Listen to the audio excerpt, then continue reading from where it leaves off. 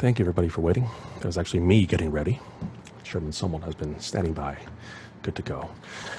AsBAA is honored to welcome a very special guest also joining us from Washington, D.C. That is the Honorable Chairman Robert Sumwalt of the National Transportation Safety Board, NTSB. Chairman Sumwalt, the floor is yours when you're ready, sir.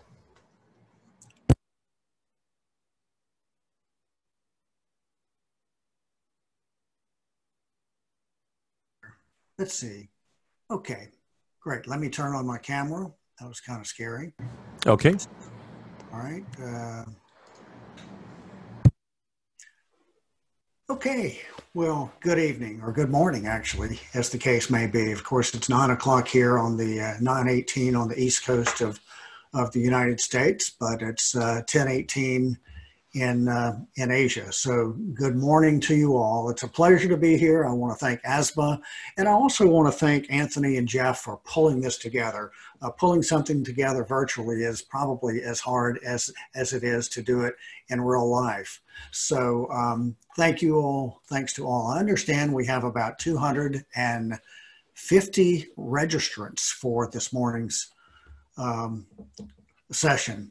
So let me go ahead and share the screen with you. I don't want to do death by PowerPoint, but I think the slides are hopefully more interesting to look at than I am.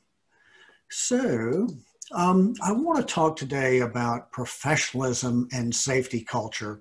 And the reason I think that's so important is because my time as an airline pilot, my time at the NTSB, I have seen cases where professionalism was not what it should have been. This is a Hawker, the remains of a Hawker 700A that crashed in Dayton, Ohio a few years ago and killed 9 people. We found all kinds of problems with the piloting of the airplane, but also with the management of the airplane, the company that was actually supposed to be providing charter services. So here, I want to talk about maintaining the right attitude.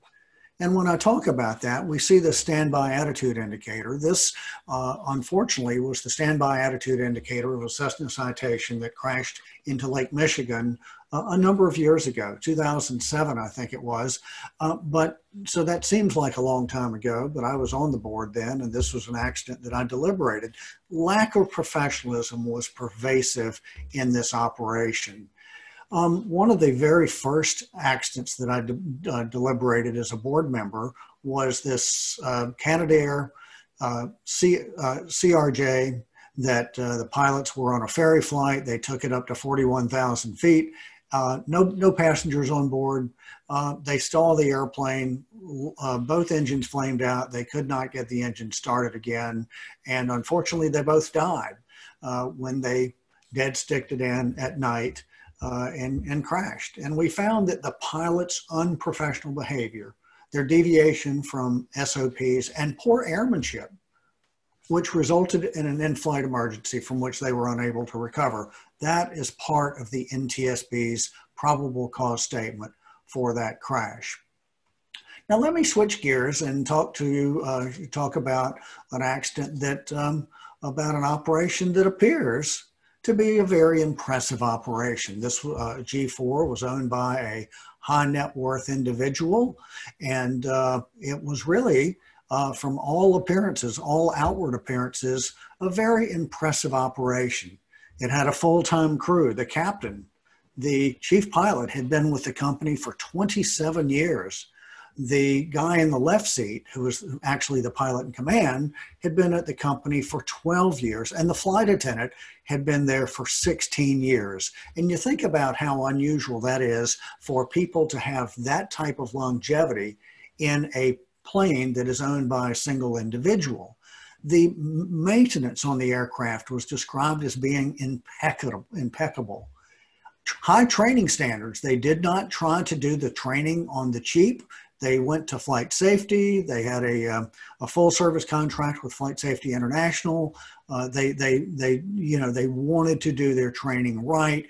And what was found is that they were going above the minimum standards. And in an audit, in an AsBAA audit, Of course, Kurt talked about that, and that's one of the AsBAA is one of the products of IBAC. They had very positive audit findings from their last audit, which was 2 years before this particular event. The auditor had found, and these are some of the audit comments, the SMS of this operator is well developed. Best practices are consistently employed in all facets of the program. Continuous SMS improvement is actively pursued. The flight ops manual is remarkably well written, and it's hiding behind my screen, and comprehensive. And let's see, what else? Safety culture within the department is shared among all team members. That's very important in an operation. Open reporting of hazards is consistently encouraged by management. And finally, they had, according to this AsBAA auditor, a solid safety program that was maturing nicely. And so really, by all outward appearances, this was a top-notch organization. They had this audit that I mentioned was 2 years earlier, and this accident that I'm going to show you happened on a Saturday night. It's my understanding that on the following Tuesday, 3 days later, they were scheduled to have their AsBAA Stage 3 audit. But as a friend of mine says, you can fool the auditors, but never fool yourself. And I'm going to suggest that they did fool themselves, and perhaps you'll agree when you see what was going on. They crashed on takeoff and killed all 7 on board.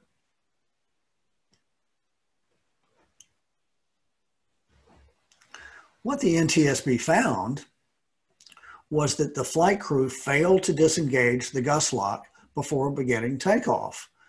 And none of the 5 manufacturer specified checklists were verbalized on the accident flight. Now, they may have done them, but they weren't verbalized in accordance with the way that they were trained.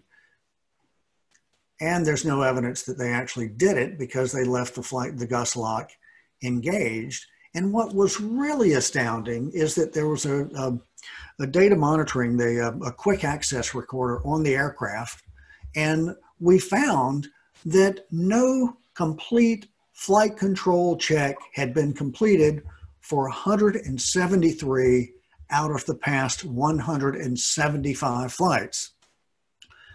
So this is inconsistent with the type of audit findings that we found, that the AsBAA audit found. This is not what professionals do. Can you imagine jumping in an airplane and taking off without doing a full flight control check? I can't imagine doing that. Now, I may have missed one by accident, by inadvertently missing it when I was a pilot, but I don't think I intentionally ever disregarded a flight control check. So the bottom line is that they started a takeoff roll. The runway itself was 7,000 feet long, or about 2133 meters, and then it had a 1,000-foot overrun area, and then they crashed right here where my mouse pointer is. So we'll watch a video here in just a moment. They could not get the auto throttle engaged, and that would have been indicative of a problem. They're talking about it, couldn't get it. It's come to V1. Now it's time to rotate at VR. They attempted to rotate, and of course the control column could not be pulled back. And so they say, look how many times they voice it. Steer lock is on, lock is on, lock is on, lock is on, lock is on, lock is on, over 8 seconds. Verbalizing that 8 seconds worth, and 1, 2, 3, 4, 5, 6 times instead of actually rejecting the takeoff. So they noticed that the steer lock was on, the gust lock was on about 1,000 meters down the runway. It's not until about this point here, just shy of 1,700 meters. I think I've got my figures wrong. It was just shy of 5,800 feet down the runway, whatever that converts to in meters. That's when they actually put the brakes on. So they had about 1,700 meters of doing things like pull this this valve here to shut off the power, the hydraulic power to the flight controls, instead of attempting to reject the takeoff. Did not even deploy thrust reversers until somewhere in here. And unfortunately, they went off the runway. Now let's watch this quick video. As the airplane taxied onto the runway, the flight crew discussed the blue. Going to try and turn the volume up a little bit for you. I think we're okay. Rudder limit advisory message, consistent with the gust lock still engaged.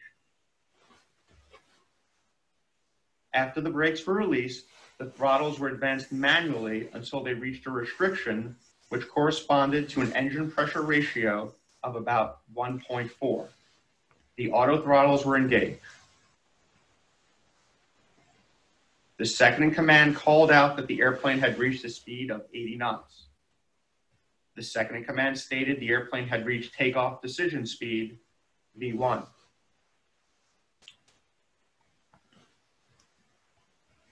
One of the pilots activated the flight power shutoff valve, likely in an attempt to release the gust lock.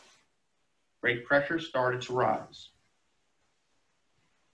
The thrust reversers were deployed.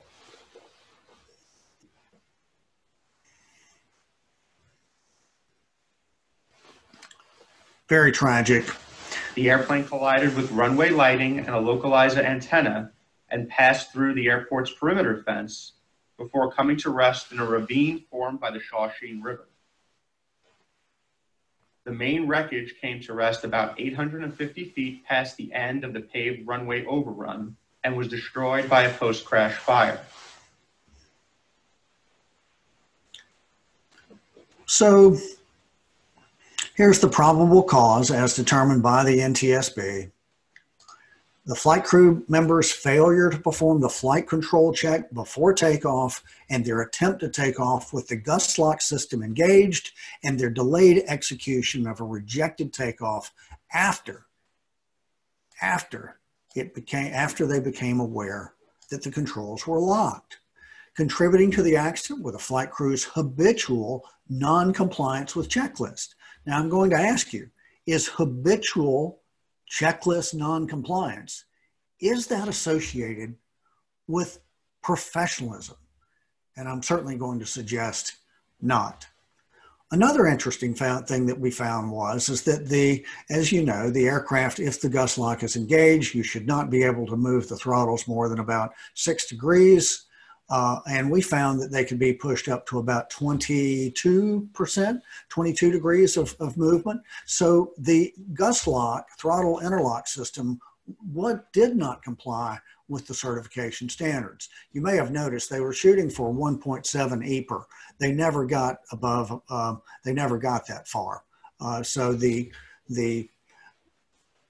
gust lock was preventing the throttles from being advanced fully, but still it allowed the throttles to be moved much further than certification standards would have allowed. Now, the real question that many of us have is, why would an experienced flight crew perform this way? And it's a great question. And so in our analysis, the board found, and this is extracted directly from the report, when a flight crew member performs a routine check repeatedly over a long period of time and never encounters an example of its effectiveness as a safety protection, they may experience a decreased perception of the check's importance. And as a result, they may begin to skip the check and reallocate their efforts towards other goals that they regard as more important. And I don't know how many times have you ever done a flight control check and found an anomaly. And so, you know, after you do the flight control check hundreds and hundreds of times and you never find a problem with it, then that's what we're really saying here, is that this set up what we're calling procedural drift. And we go on to say that such changes can lead to the development of new group norms about what is expected and an increasing mismatch between the written guidance and the actual operating practice. This increasing mismatch has been described as procedural drift. Another term that I've heard, that we've all heard before, of course, is normalization of deviance. We get so used to deviating that that becomes the norm. A word that I used in the board meeting in a concurring statement that I had was that the complacency. They were complacent. They had done this so many times, had been with this company so long, both had flown together. They did not really use outside pilots. It was just these two guys that flew together for the most part, and they were very comfortable. Question I want to ask, and we hear laughing, sometimes laughing and joking, and sometimes words that are cuss words, cursing. It might sound funny at the time in the cockpit, but how does it sound when we at the NTSB go into the cockpit voice recorder lab and we have to listen to the final minutes of a flight crew and what they're saying? It's never really that funny when we have to listen to it under those conditions. Now here's one here. This crew was flying a Jetstream J31, and they crashed and killed 13 people. And they're talking about the passengers. They're going to shoot an IFR approach, a non-precision approach, down to minimums. And it's nighttime, and the passengers are in the back, and they're laughing, and they're sort of loud. And as you know, on a jet stream, there's not a huge cockpit barrier between the pilots and the passengers. And so these guys, the pilots say, I think we're going to need to just shut the blank up. Now you can imagine what that blank means. And then the captain says, love to poke my head back there and say, ladies and gentlemen, we thought about it. It's unanimous up here. We've come to the conclusion that you people should shut the blank up. Now, I'm sure that was funny at the time, but after they flew the airplane into the ground and we had to listen to it at the NTSB, it really wasn't that funny.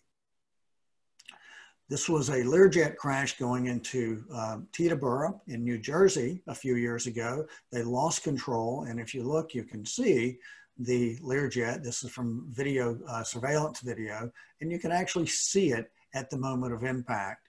And so notice, and believe me, I have been known to use words that my mother did not teach me before, but I believe the flight was like 25 minutes long from Philadelphia to Teterboro, and I believe there were 130 words that were not really words that you would use in church.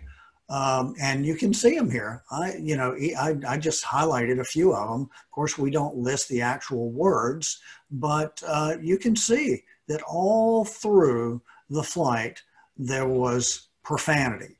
And again, I've been known to use words that aren't the nicest words in the world, but it does not display professionalism that every other word you're using is not a very socially acceptable word.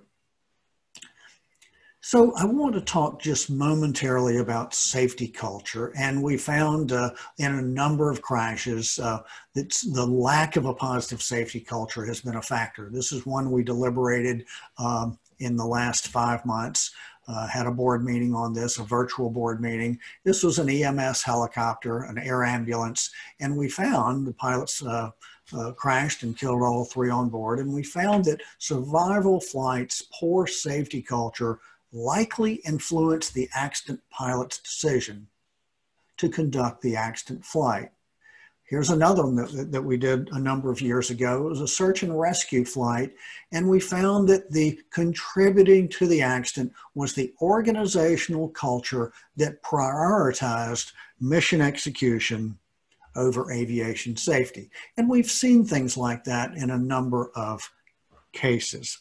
So safety culture is a term that a lot of us use. We talk about it from time to time, and there's a number of definitions of it. But one that I like is this one from the U.S. Nuclear Regulatory Commission, and it says that safety culture is the core values and beliefs resulting from a collective commitment by leaders and individuals to emphasize safety over competing goals, to ensure the the protection of the people and the environment. It's the core values. Core values are something that don't change. That's the fabric of the operation, the core values. And it's the behaviors resulting from a collective commitment by the leaders and the individuals, not just the pilots, not just the unions, not just the management, but everybody agrees that this is the way we should operate. And by the way, I will post these slides on the NTSB's website, so Anthony, you will be able to grab those and post them if you like.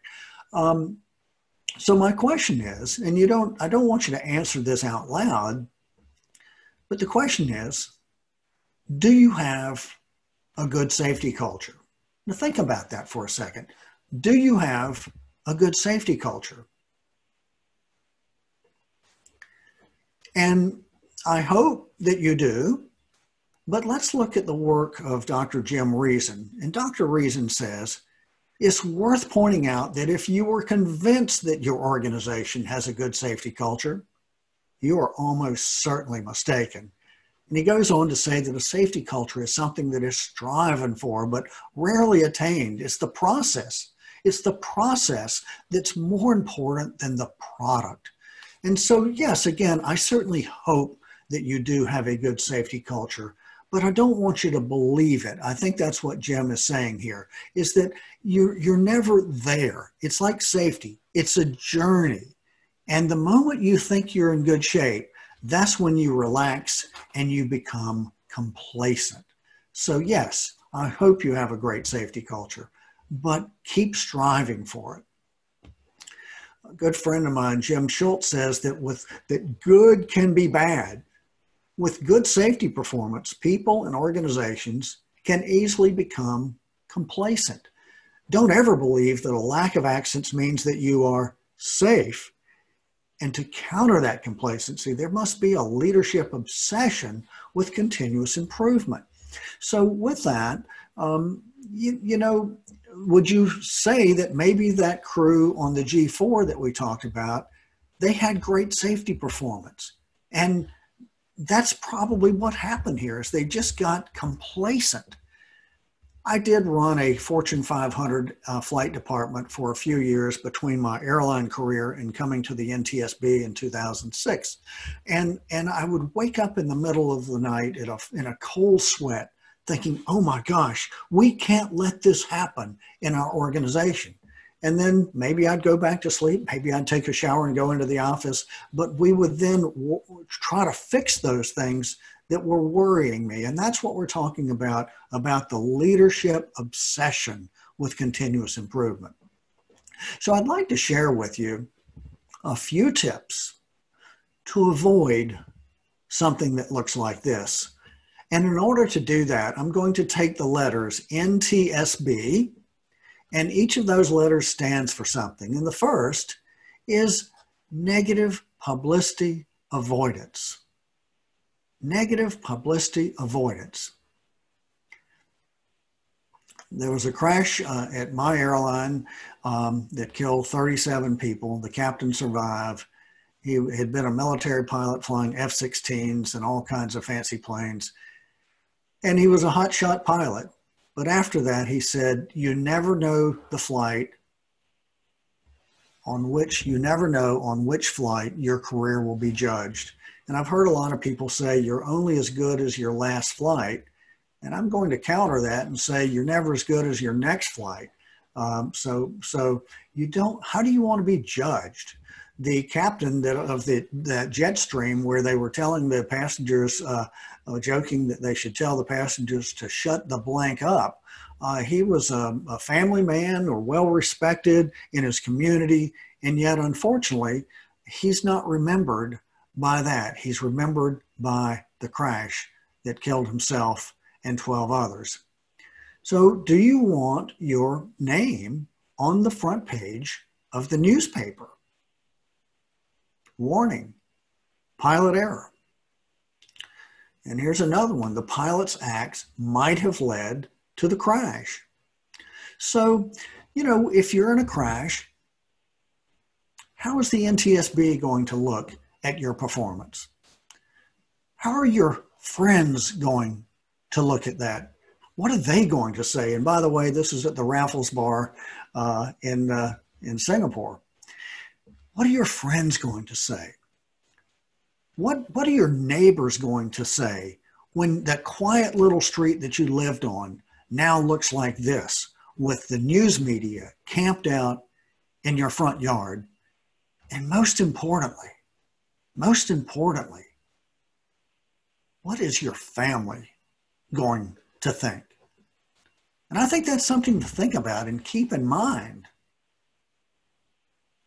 So negative publicity avoidance. The next thing is, and I don't know if you can see the bottom part of it. My screen is sort of blocking with my tray down there with the icons. But the T stands for take the most conservative approach. When you're faced with the decision, should I de-ice? Or it's okay, it's just a little bit of frost. Or should I divert? Or should I continue? And should I add more fuel? Or should I risk a men-fuel landing? When you're faced with decisions like this, just revert to the most conservative approach.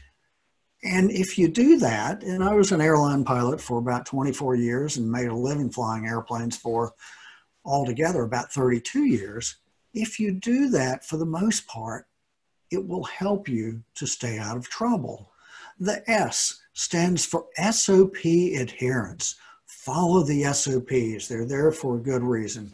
Now, I'll admit this is a study that was an old study. I saw it being presented at the Flight Safety Foundation in 1993 in Kuala Lumpur. Boeing had done a study where they analyzed 138 accidents that resulted in nearly 5,700 fatalities. And they looked at them, they analyzed those accidents and they said, what could have prevented those accidents? And I want you to notice that the top two of the three top accident prevention strategies was following procedures, whether it's the pilot flying adherence to procedures or the pilot monitoring adherence to procedures. And that is huge, that nearly half of the accidents could have been prevented if the pilot flying had adhered to procedures. Now, I think most of us know LOSA, line operation safety audits, and data from over thousands of flights has revealed that compared to crews who follow SOPs, crew members who intentionally deviate from procedures,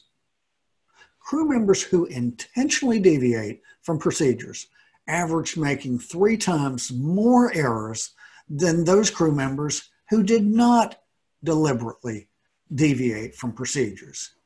Those crews mismanaged more errors. Now, the truth is we all commit errors, and what we want to do is properly manage those errors to keep them from being catastrophic.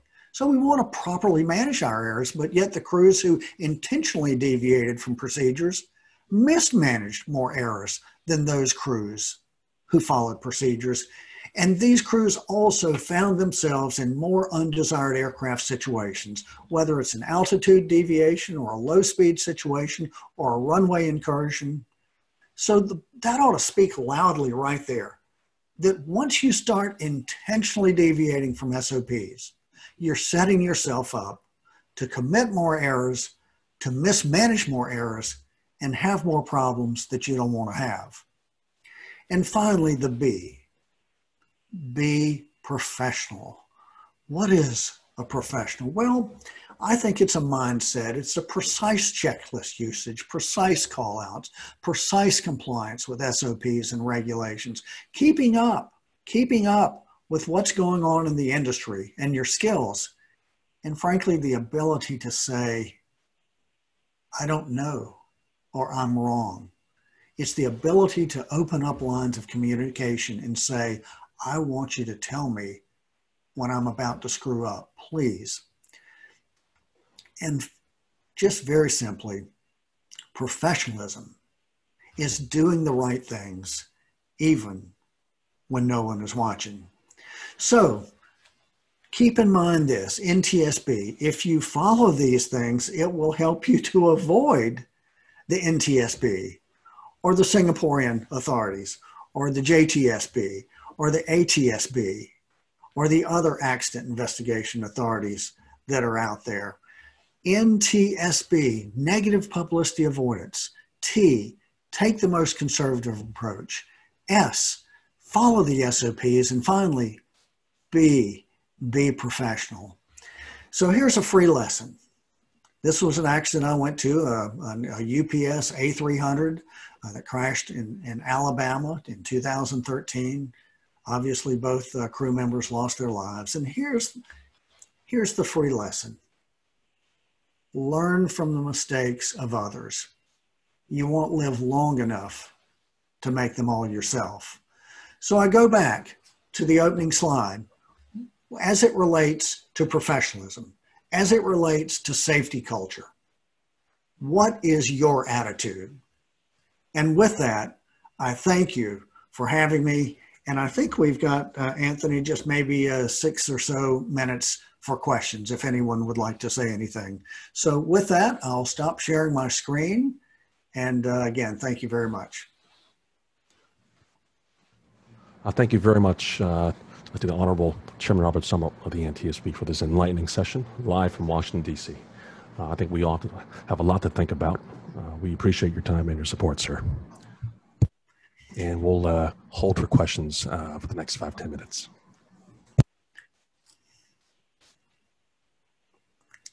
My guess is people don't want to ask questions in front of 250 people, but if they want to type their question into the chat box, maybe that will alleviate the pain of speaking in front of many people. Or you can jump in there live, or if you don't want to ask questions, then we can move on to the next session. Well, here's one here. A couple of them. Hey, there's Leo there. How many, Leo from Bombardier, Leo Naplin says, how many accidents does the NTSB investigate every year? And as you know, we're a multimodal agency, so we deal with aviation and highway and trains and pipeline and everything else, but skateboards. How many accidents, aviation accidents? We have about 1,300 aviation accidents that we deal with each year.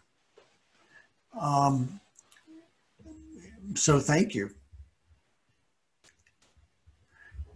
You know, while Leo is there from Bombardier, I'm not here to give a plug to anybody, but I will say that Bombardier has indeed shown a commitment to safety over the years. They're in their I've lost count, Leo, what, 22nd, 23rd year of the Bombardier Safety Stand Down, usually held in Wichita. Sometimes it moves out of Wichita. This year was virtual, but they have had a commitment to ensuring that they are helping promote safety. So 25th year in 2021. My goodness. Thank you. One other question or comment, and I'll be glad to try and entertain that. But thank you for typing that in. So here's a great question. How do you encourage leadership teams and organizations to have an open mind of reporting safety issues and using a just culture approach?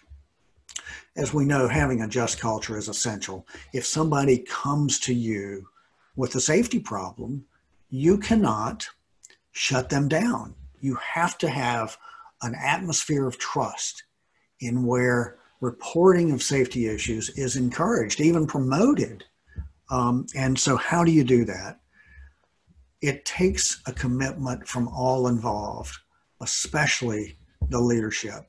And we had at the airline and then at the corporate flight department that I ran, we had a just culture statement that said that safety information that is reported to us by a sole source, in other words, if we find out about it from the regulator, we want people to report to us.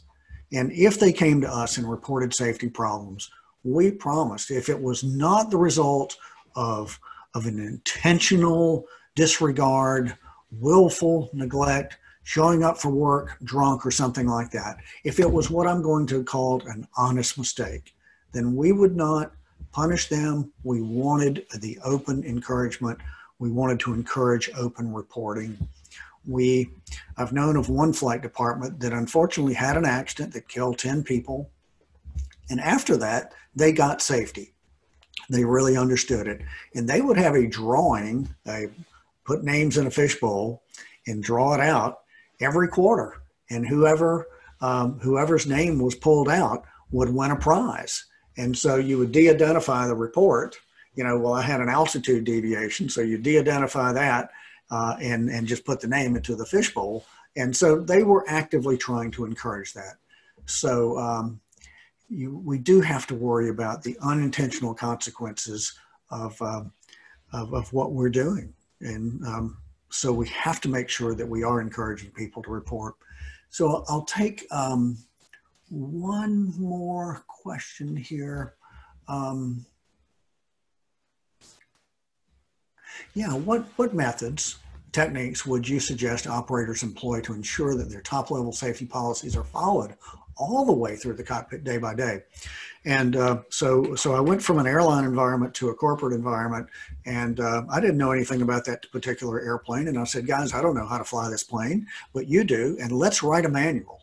And we did. We spent months, agreeing on how we would operate. We wrote a very good flight operations manual. Then once I got type rated and started flying with the folks, I noticed, my God, they're not following the procedures. And we sort of had a very important meeting, and I said, folks, we didn't write this manual just to have a manual. This is the way we intend to live. It's our Bible, if you will. We want to live by this manual. And they said, oh, we didn't know that you were really serious about the fidelity that you expected us to do the call outs and the flow patterns and the procedures. And I'm like, yeah, that's the way we want to do it. So we appointed a standards officer. And that every year, that standard officer would give one of us a check ride. And if one of us did not pass our standards ride, then none of us in the department would get our bonus at the end of the year. And so we literally put our money where our mouth was, that we said, safety, we all are going to be our brother's keeper. We know the easiest thing at the end of a flight is to say, Danny, it's a great flight, enjoyed the flight, I'll see you Tuesday, and then walk out the door. That's the easiest thing to do. The hardest thing to do is to say, Danny, I want you to get your bonus and I want to get mine. And the call out that we're supposed to make is